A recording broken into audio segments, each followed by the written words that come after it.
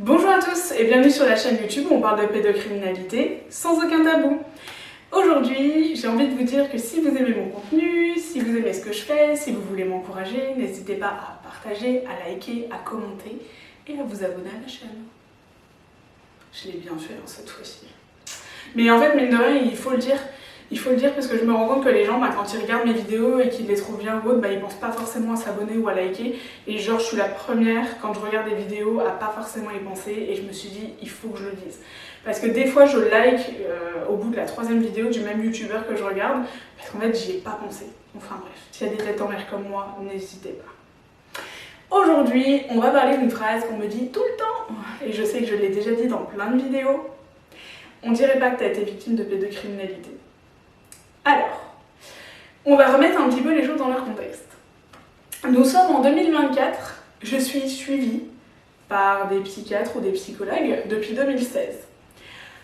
Alors, sachant que la psychiatrie ou la psychologie est quand même une science reconnue, c'est pas les mêmes sciences mais ça en est, et elles vont ensemble naturellement.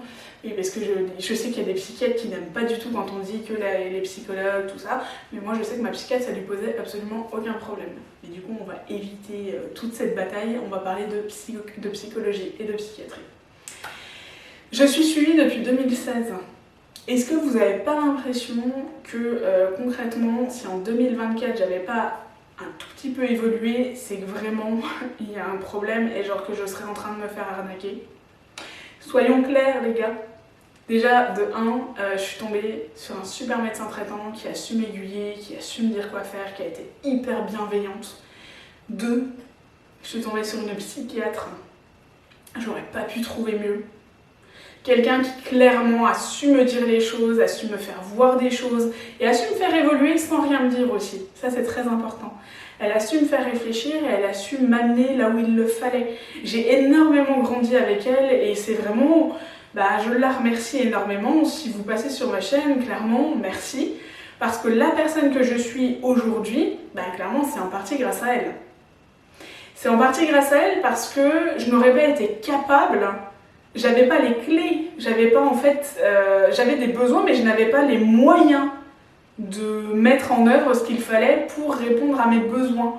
Je n'avais pas les clés pour travailler sur moi-même, il me manquait énormément de choses.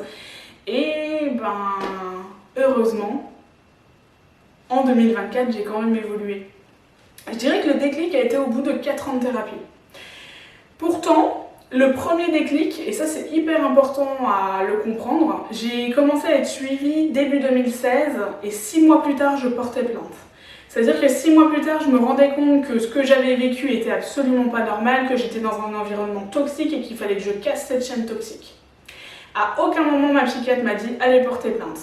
Elle m'a juste dit quand je lui ai soumis ce besoin, si vous en avez besoin et que vous pensez que c'est la bonne décision pour vous, faites-le. Mais à aucun moment donné elle n'a influencé mes choix. Par contre, elle était en conseil. Elle savait aussi me prévenir en me disant attention là-dessus vous êtes un petit peu fragile. J'ai aussi également, en même temps que la psychiatre, travaillé avec des psychologues. J'ai aussi fait de l'hypnothérapie.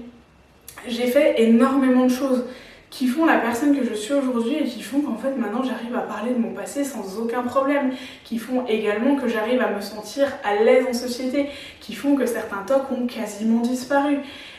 Heureusement en fait qu'en 8 ans j'ai évolué et heureusement que ça se lit pas sur ma tête. Et en fait, vous allez être déçus, mais ça c'est sur la tête d'aucune victime. Moi franchement, si vous me dites que oui sur certains, je vous mets au défi dans la rue de me dire qui est victime, qui l'est pas, si moi je fais passer des victimes devant vous. Et je peux vous dire, et sans deck, qu'au moins une fois sur 2 vous allez vous planter.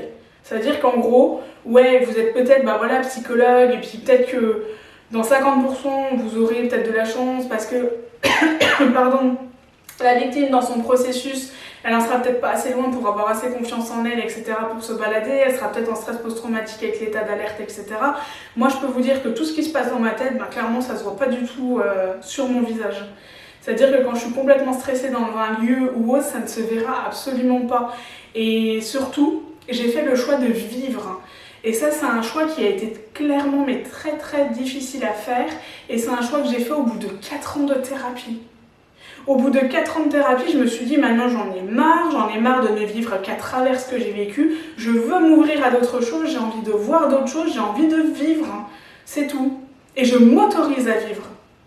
Et à tous ceux qui pensent que c'était une décision très facile, non, loin de là. C'est une décision très difficile parce que vous savez que vous allez devoir travailler sur vous-même, vous savez que vous avez un boulot mais de dingue à réaliser et que ça va être un combat de tous les jours. Donc si on me redit ce truc de « ouais mais t'as choisi la facilité », non, absolument pas. Et d'ailleurs ceux qui choisissent de ne pas vivre, c'est pas la facilité non plus malheureusement. Ce que je veux dire par là, c'est que arrêtez de mettre les gens dans des cases. Et clairement, si ça se lit pas sur ma tête, remerciez mes thérapeutes. Je vous dis à bientôt. Et ça veut dire aussi que j'ai pas perdu mon argent. À bientôt.